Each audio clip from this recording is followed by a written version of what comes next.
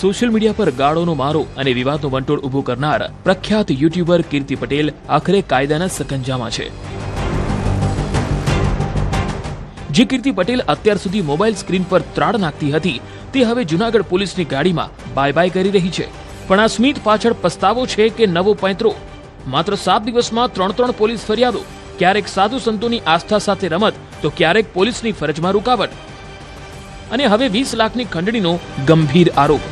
ઉદયપુરની ગલીઓમાં છુપાયેલી કીર્તિને પોલીસે કેવી રીતે દબોચી તે આખી કહાની કોઈ ફિલ્મી ડ્રામાથી કમ નથી। વિવાદોની ક્વીન કીર્તિ પટેલ સકંજામાં। જૂનાગઢ પોલીસે કીર્તિને મીડિયાથી દૂર રાખવા માટે એક અનોખો માસ્ટર પ્લાન રચ્યો હતો।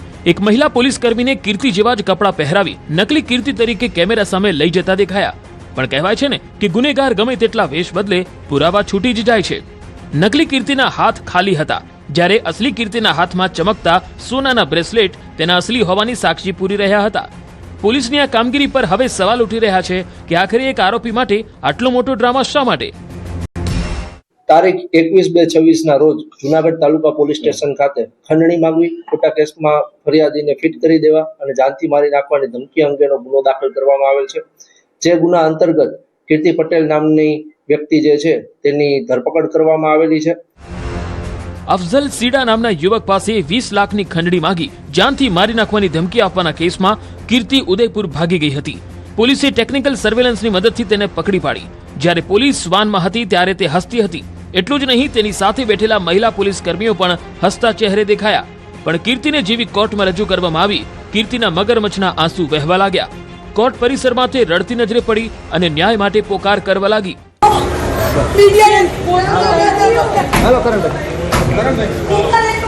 જે કીર્તિ સોશિયલ મીડિયા પર સિંહણ બનતી હતી તે કાયદાની સામે હવે દયામણી બનતી જોવા મળી। આ ઉપરાંત જે સહ આરોપીઓ પકડવાના બાકી છે, અન્ય જે આરોપીઓ જે 4 છે તેને પકડવાના બાકી છે, આ આરોપીઓ કઈ જગ્યાએ છુપાયેલા છે તેની વિગત મેળવવાની છે। આ ઉપરાંત જે 20 લાખની ખંડણી માંગેલી હતી તો તે પૈકી ફરિયાદીએ કોઈ રકમ આપેલ છે કે કેમ? પોલીસે કીર્તિના રિમાન્ડ મેળવીને પૂછપરછ શરૂ કરી। હજુ દિવ્યા સાવલાણી સહિતના 4 સાથીદારો ફરાર છે। કીર્તિએ ભાગવા માટે કઈ કારનો ઉપયોગ કર્યો? ઉદયપુરમાં તેને કોણે આશરો આપ્યો? અને સૌથી મોટો સવાલ, શું આ ખંડણીના નેટવર્કમાં કોઈ મોટા માથા સામેલ છે? પોલીસ અત્યારે કીર્તિના મોબાઈલ ડેટા અને તેના કોન્ટેક્ટ લિસ્ટને પણ ફંફોસી રહી છે। હસી અને રુદન વચ્ચેના આ હાઈ વોલ્ટેજ ડ્રામામાં હવે પછીનો વળાંક કયો હશે તેના પર સૌની નજર છે। હાલ કીર્તિ પટેલે પોતે સહમતિ આપેલ હોય કે આ જે ગુનો બનેલ છે તે ધાર્મિક લાગણી દુભાયેલો હોય અને અન્ય કોઈ વ્યક્તિ કે તેના ઉપર કોઈ એની જે જાનને જોખમ હોય, અન્ય કોઈ બનાવ ના બને તે હેતુસર તેનું જે મુખ છે તે ઢાંકણ રાખવામાં આવેલ। કીર્તિના કકડાટનો અંત। વિવાદોની આ ક્વીન હવે જેલના સળિયા ગણી રહી છે, પણ તેના સાથીદારો ક્યારે પકડાશે તે તો સમય જ બતાવશે। જૂનાગઢથી અમાર બખાઈ, ન્યૂઝ 18 ગુજરાતી। સુરતનો હાઈ પ્રોફાઇલ મોડલ કેસ, પ્રેમ, પજવણી કે 5મી FIR, વેપારી પર એસિડ એટેકની ધમકીનો આરોપ, તો સામે વેપારીએ રજૂ કર્યો ખંડણીના પુરાવા। જુઓ ઇન્સ્ટા વોર, મોડલ કે માસ્ટરમાઇન્ડ।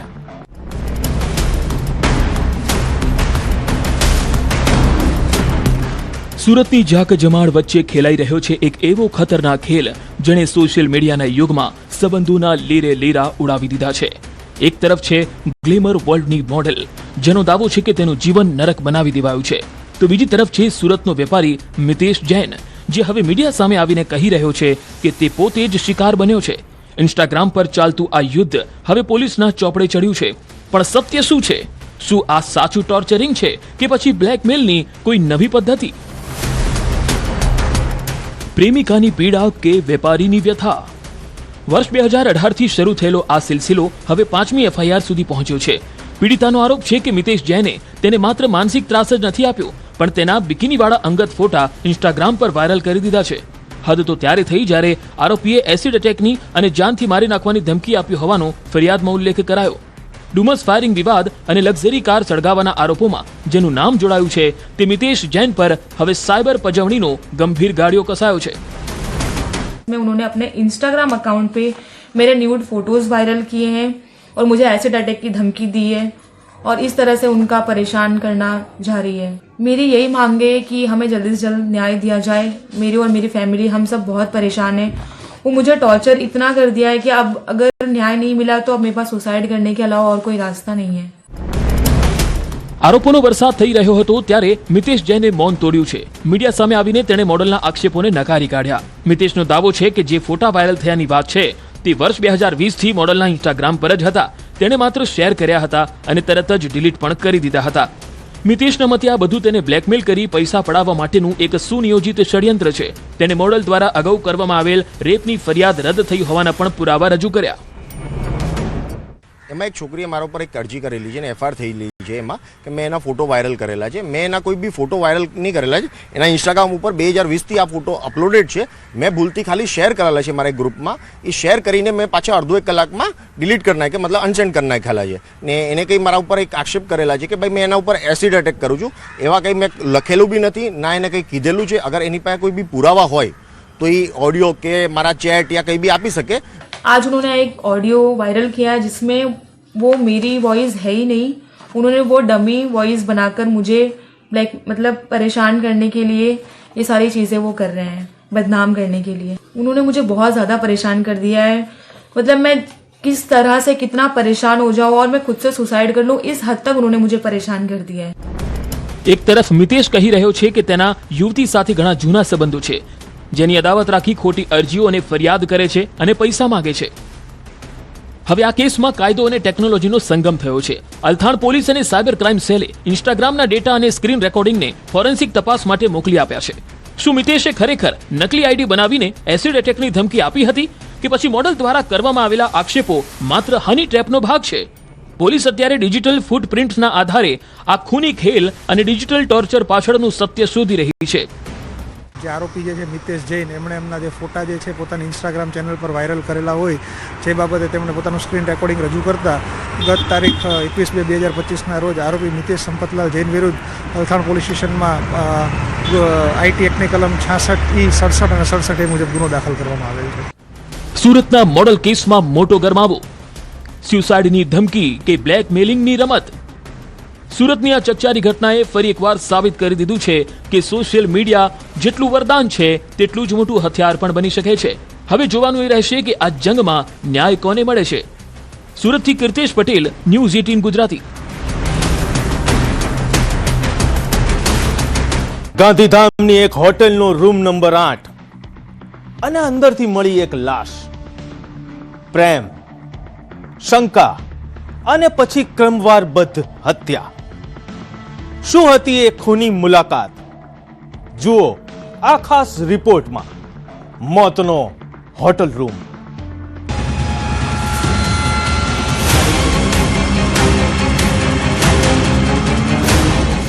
ખૂની શંકાનો અંજામ। કચ્છના ગાંધીધામનું ધમધમતું ખન્ના માર્કેટ, ચહલ પહલ અને શોર બકોર વચ્ચે હોટેલ મહાદેવમાં એક એવી સ્તબ્ધ કરી દે તેવી ઘટના બની જેણે સમગ્ર પંથકને હચમચાવી દીધો। રૂમ નંબર 8માં પગ મૂકતી વખતે 30 વર્ષીય ભાવનાને અંદાજ પણ નહોતો કે જેની સાથે તે અંદર જઈ રહી છે તે જ શખ્સ તેના મોતનો સોદાગર બનીને બેઠો છે। ગણતરીની મિનિટોમાં પ્રેમનો દાવો કરનારો દિલીપ રાઠોડ કાતિલ બની ગયો અને એક હસતી રમતી જિંદગીનો કરુણ અંત આવી ગયો। મૂળ મથકની અને હાલ સુંદરપુરીમાં રહેતી ભાવના લોચાની જિંદગી સંઘર્ષોથી ભરેલી હતી। પહેલા લગ્ન બાદ પતિનું અવસાન, બીજા લગ્નમાં છૂટાછેડા અને ત્યારબાદ જીવનમાં એન્ટ્રી થઈ દિલીપ રેવા રાઠોડની। બંને વચ્ચે 1.5 વર્ષથી પ્રેમ સંબંધ હતો। વારદાતના દિવસે બંને આ હોટેલના રૂમમાં મળ્યા હતા, પણ આ મુલાકાત રોમેન્ટિક નહીં પરંતુ લોહિયાળ સાબિત થઈ। આરોપી દિલીપને ભાવનાના ચરિત્ર પર શંકા હતી। એ શંકાનો કીડો એટલી હદ સુધી વધી ગયો કે તેણે આવેશમાં આવીને ભાવનાનું ગળું ટૂંપી દીધું અને હોટેલના બેડ પર જ તેને મરવા માટે છોડીને ફરાર થઈ ગયો। શંકા, સંબંધ અને હત્યા। રૂમ નંબર 8માં ડેથ મિસ્ટ્રી। મહાદેવ હોટલમાં જે યુવતીની લાશ મળી આવેલ છે એ ઘટના હેઠળ પોલીસ તપાસમાં જાણવા મળેલ છે કે આરોપી દિલીપભાઈ રેવાભાઈ રાઠોડ તથા મરણ જનાર યુવતી પ્રેમ સંબંધમાં હતા તથા આ સંબંધ અંતર્ગત બપોરે 12:30ના અરસામાં આ આરોપી તથા યુવતી એ હોટલ મહાદેવ ખાતે મળેલા. પોલીસની બાજ નજર અને ટેકનિકલ સર્વેલન્સની મદદથી હત્યારો દિલીપ રાઠોડ લાંબો સમય બચી શક્યો નહીં. ગાંધીધામ પોલીસે ગણતરીના કલાકોમાં જ તેને દબોચી લીધો. જે દિલીપ થોડા કલાકો પહેલા પ્રેમની વાતો કરતો હતો તે હવે લોકઅપના સળિયા ગણી રહ્યો છે. પોલીસની પૂછપરછમાં જે સત્ય બહાર આવ્યું તે ચોંકાવનારું હતું. હત્યારાના મનમાં ચાલતી શંકાની આગે એક માસૂમ બાળકીને અનાથ બનાવી દીધી અને એક પરિવારને ક્યારેય ન રૂજાય તેવું જખમ આપી દીધું. મુલાકાતમાં આરોપીને યુવતી પર શંકા લાગી કે એને અન્ય યુવકો સાથે પણ આડ સંબંધ હોય. આ શંકા હેઠળ એને એ યુવતીને ગળે ફાંસો આપીને એનું મૃત્યુ નિપજાવેલ છે તથા એ લાશ ત્યાં હોટલમાં મૂકીને ત્યાંથી ફરાર થઈ ગયેલ છે. હોટલના મેનેજરને પોલીસને જાણ કરતા પોલીસની ટીમ તાત્કાલિક હોટલ ખાતે પહોંચેલી અને તપાસ હાથ ધરેલ હતી. આ તપાસ હેઠળ પોલીસની ટીમે આરોપીને ઝડપી પાડેલ છે. શંકાએ લીધો જીવ. ભાવના જેઠા લોચા. 30 વર્ષીય મૃત મહિલાના મૃતદેહનું પોસ્ટમોર્ટમ ગાંધીધામની સરકારી હોસ્પિટલમાં કરવામાં આવ્યું, જ્યાં ડોક્ટરોએ પણ પુષ્ટિ કરી કે તે મોત ગળું ટૂંપવાથી થયું છે. આજે આરોપી દિલીપ લોકઅપની અંદર છે, પણ સવાલ એ છે કે શું કોઈ પણ સંબંધમાં શંકાનું સ્થાન એટલું મોટું હોઈ શકે કે જીવ લેવા પર ઉતરી આવે? ગાંધીધામના કિસ્સાએ ફરી એકવાર સમાજની કડવી વાસ્તવિકતા અને શંકાના ભયાનક અંજામને સામે લાવ્યો છે. ગાંધીધામથી મેહુલ સોલંકી, ન્યૂઝ 18 ગુજરાતી. નામ રાહુલ પણ ઈરાદો જાવેદ જેવો. ખેરાલુના ગેસ્ટ હાઉસમાં ખેલાયો ઓળખ છુપાવી આબરૂ લૂંટવાનો ખેલ. જાગૃત નાગરિકો ત્રાટક્યા અને પછી જે થયું તે જોવા જેવું હતું. જુઓ આ ખાસ રિપોર્ટ. ઓપરેશન ખેરાલુ, લવ, લેન્ડ અને લાલચ.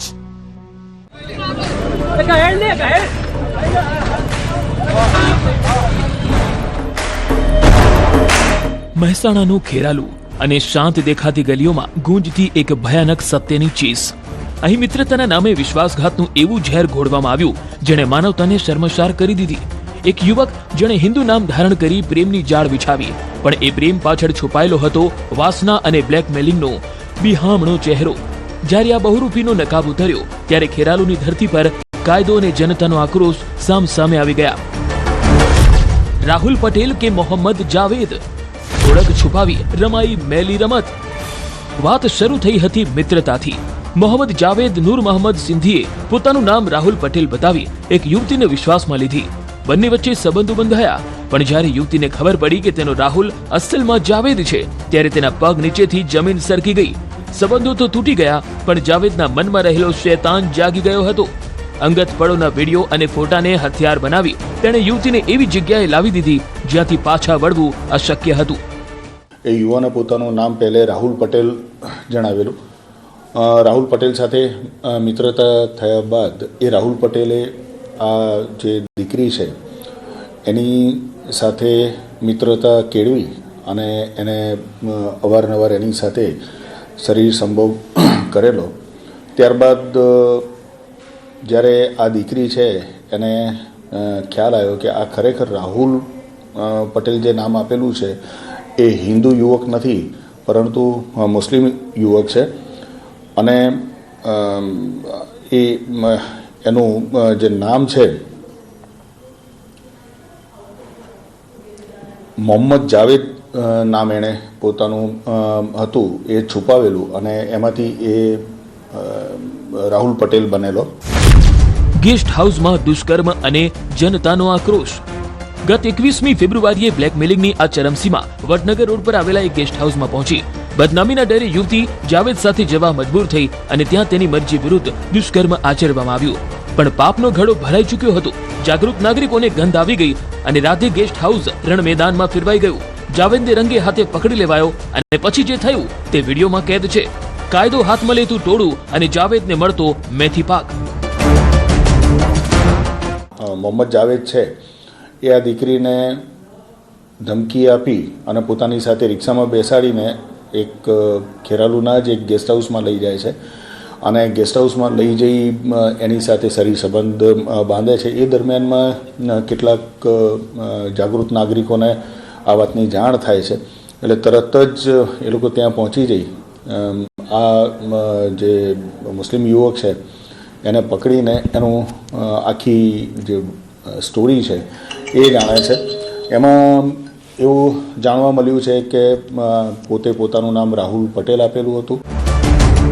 હવે આ મામલે ખેરાલુ પોલીસે બેવડી તપાસ શરૂ કરી છે. એક બાજુ જાવેદ પર દુષ્કર્મ અને બ્લેકમેલિંગનો ગાળિયો કસાયો છે, તો બીજી બાજુ જાવેદ અને તેના પિતાનું અપહરણ કરી મારનાર અજાણ્યા ટોળા સામે પણ ફરિયાદ નોંધાઈ છે. આખો મામલો અત્યંત સંવેદનશીલ છે, જેના પગલે ઉચ્ચ અધિકારીઓ મેદાનમાં છે. ઓળખ છુપાવીને આચરવામાં આવેલા આ ગુનાએ સમગ્ર પંથકમાં ખળભળાટ મચાવી દીધો છે. અને આ દીકરીને બ્લેકમેલ કરતો હતો અને એની સાથે અવારનવાર શરીર સંબંધ બાંધવા માટે એને મજબૂર કરતો હતો. આ અનુસંધાને આ દીકરીની મરજી વિરુદ્ધ એણે શરીર સંબંધ બાંધ્યો હોવાનો ફરિયાદ આપતા અમે આ યુવક વિરુદ્ધ ગુનો દાખલ કરેલો છે. હાલમાં એ તપાસ ચાલુ છે. નામ બદલ્યું, નસીબ નહીં. ખેરાલુમાં લવ જેહાદ મોડસ ઓપરેન્ડીનો પર્દાફાશ. ખેરાલુની આ ઘટના ચેતવણી છે દરેક એ દીકરીઓ માટે જે આંધળા વિશ્વાસમાં મિત્રતા કરે છે. હાલ તો તપાસનો ધમધમાટ ચાલુ છે, પણ ન્યાય કોને મળશે તે તો સમય જ બતાવશે. મહેસાણાથી કેતન પટેલ, ન્યૂઝ 18 ગુજરાતી. સત્યનો પડદો ઉચકાશે જ્યારે ગુનેગારો બેનકાબ થશે.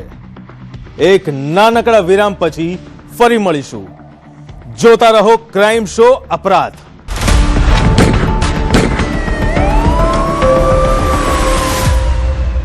20 ફેબ્રુઆરીએ રાજ્યના અનેક જિલ્લાઓમાં ખાબકેલા કમોસમી વરસાદ બાદ 3 દિવસ પછી ફરી એકવાર રાજ્યમાં માવઠાએ તબાહી મચાવી છે. વહેલી સવારે ભરૂચ જિલ્લાના અંકલેશ્વર, જંબુસર, મહેસાણા, અરવલ્લી, સાબરકાંઠા, નર્મદા, ગાંધીનગર સહિતના શહેરોમાં અચાનક વાતાવરણમાં પલટો આવ્યો. ધીમી ધારે વરસાદની શરૂઆત થતાં વાતાવરણમાં ઠંડક પ્રસરી ગઈ.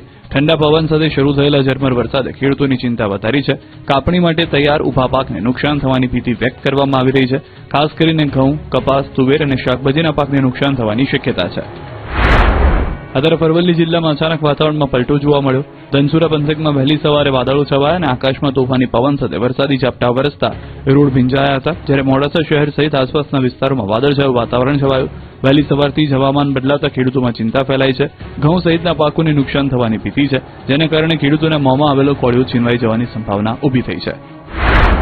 આ તરફ મહેસાણાના વાતાવરણમાં પલટો આવ્યો. મહેસાણા શહેરમાં વાદળો છવાયા. એક તરફ ઠંડી, ગરમી, બીજી તરફ વરસાદી માહોલ જામતા ખેડૂતોના જીવ અદ્ધર થઈ ગયા. આ બાજુ નર્મદા જિલ્લામાં પણ માવઠું કહેર બનીને વરસ્યું. રાજપીપળા શહેરમાં વહેલી સવારથી વાદળછાયું વાતાવરણ રહ્યું. ડેડિયાપાડા, સાગબારા સહિત રાજપીપળા શહેરમાં ધીમી ધારે વરસાદ પડ્યો. શિયાળાની વિદાય સમયે માવઠું ત્રાટકતા આંબા પર આવેલા મોર પણ ખરી પડવાની શક્યતા છે.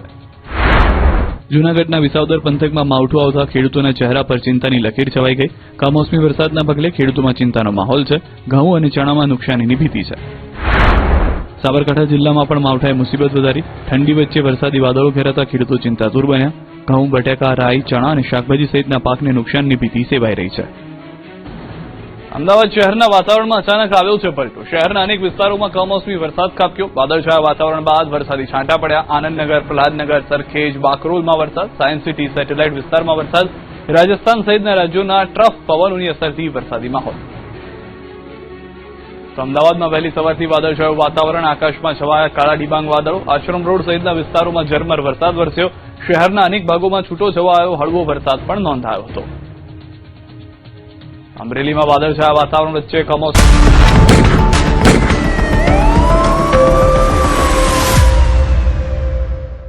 રેલવે ટ્રેક પર વિસ્ફોટક. કાવતરું કે માત્ર એક નાટક. જેણે ગુનો શોધ્યો તે જ નીકળ્યો ગુનેગાર. વડોદરાના અનગઢમાં ખેલાયો ધ રિવોર્ડ ગેમનો ખતરનાક ખેલ.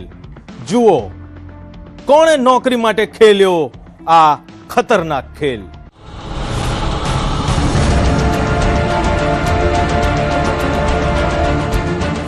વડોદરા નજીક આવેલ અનગઢ રેલવે ટ્રેક પણ અચાનક વાતાવરણમાં ફેલાઈ ગઈ એક અજાણી દહેશત.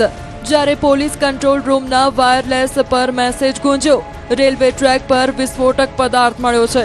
પોલીસ, બોમ્બ સ્ક્વોડ અને એફએસએલની ટીમો ઘટનાસ્થળે દોડી આવી. શું કોઈ ટ્રેનને ઉડાવવાનું ષડયંત્ર હતું કે પછી કોઈ મોટી આતંકી ઘટનાની આ બ્લુપ્રિન્ટ હતી?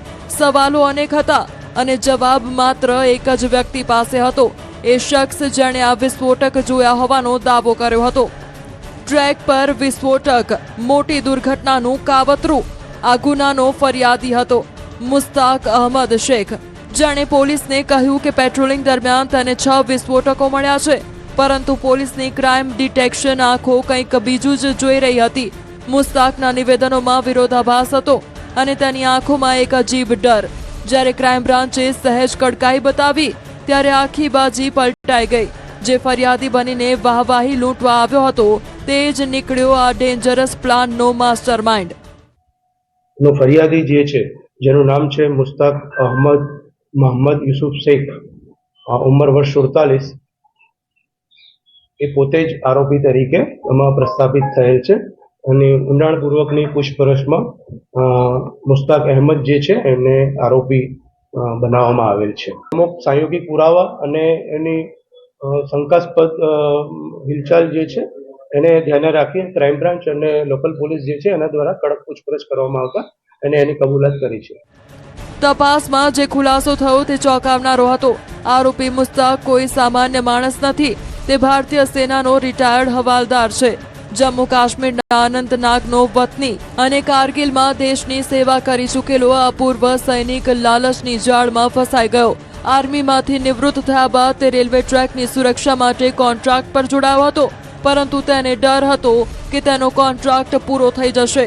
બસ નોકરીમાં એક્સટેન્શન મેળવવા અને પોલીસ રેલવેની નજરમાં હીરો બનવા તેણે આખો ખતરનાક ખેલ રચી નાખ્યો. હીરો બનવાની લાલચમાં બન્યો વિલન. મુસ્તાકે આ પ્લાન માટે કોઈ મોટું સંગઠન નહીં, પણ એક લગ્ન પ્રસંગના ફટાકડાનો સહારો લીધો હતો. બાજુની દિવાલ પાસે ચાલતા લગ્ન સમારોહમાંથી તેણે ફટાકડા ચોર્યા અને તેને એવી રીતે પ્લાન્ટ કર્યા કે જાણે કોઈ વિસ્ફોટક હોય. જો કે FSLના રિપોર્ટમાં માઇલ્ડ એક્સપ્લોઝિવ હોવાની વાત સામે આવી છે. પોતાની જિંદગીની થોડીક વાહવાઈ માટે તેણે હજારો મુસાફરોની સુરક્ષા સાથે રમત રમી અને પોલીસ તંત્રને પણ ઊંધા રવાડે ચડાવ્યું.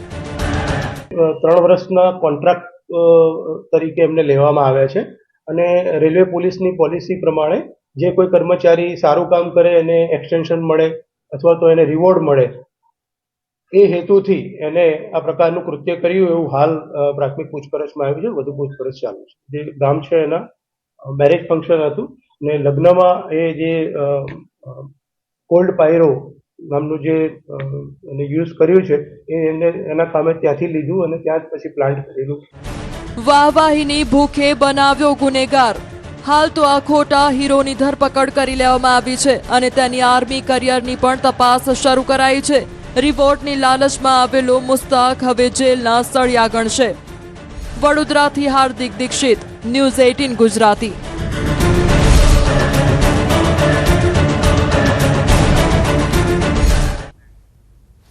વાપીમાં એક અજીબ ચોર ત્રાસ વર્તાવી રહ્યો છે. આ ચોર માત્ર ઘરની બહાર રાખેલા નવા અને આકર્ષક બ્રાન્ડેડ બૂટ અને ચપ્પલની જ ચોરી કરે છે. વાપીના ખડકલા વિસ્તારમાં શિવહરી ગ્રીન સિટી સોસાયટીમાં ધોળે દિવસે ચોર બિલ્લી પગે ઘૂસે છે અને ધોળા દિવસે ઘરની બહાર રાખેલા બ્રાન્ડેડ બૂટ અને ચપ્પલની ચોરી કરી છૂમંતર થઈ જાય છે. ત્યારે આ ઘટના સીસીટીવી કેમેરામાં કેદ થઈ ગઈ હતી. મહત્વપૂર્ણ છે કે આ ચોર માત્ર ચપ્પલ કે બૂટની ચોરી કરે છે. આથી મોટી ચોરી નહીં હોવાથી લોકો પણ ફરિયાદ કરવાનું ટાળે છે. ત્યારે હવે આ ચપ્પલ ચોરની હરકતો સીસીટીવી કેમેરામાં કેદ થઈ છે, જેના વિડીયો સોશિયલ મીડિયામાં વાયરલ થતા આ બૂટ ચોર અત્યારે ચર્ચાનું કેન્દ્ર બન્યો છે.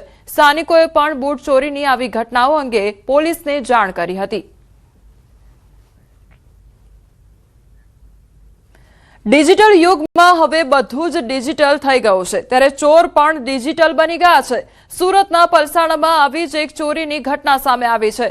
પલસાણા તાલુકાના કડોદરા નગરમાંથી કારની ચોરી કરવામાં આવી. સૂર્યોદય કોમ્પ્લેક્સના પાર્કિંગમાં પાર્ક કરેલ ફોર્ચ્યુનર કારની ચોરી કરવામાં આવી છે. બ્લેક સ્કોર્પિયોમાં આવેલ ઈસમ કારનું બોનેટ ખોલી લેપટોપમાં રાખેલ સોફ્ટવેરની મદદથી કાર અનલોક કરી ચોરી કરી પલાયન થઈ ગયો. કાર ચોરીની ઘટના સીસીટીવી કેમેરામાં કેદ થઈ છે, તો કાર માલિક જેઠરામ જાઠે કડોદરા પોલીસ મથકે ફરિયાદ નોંધાવી.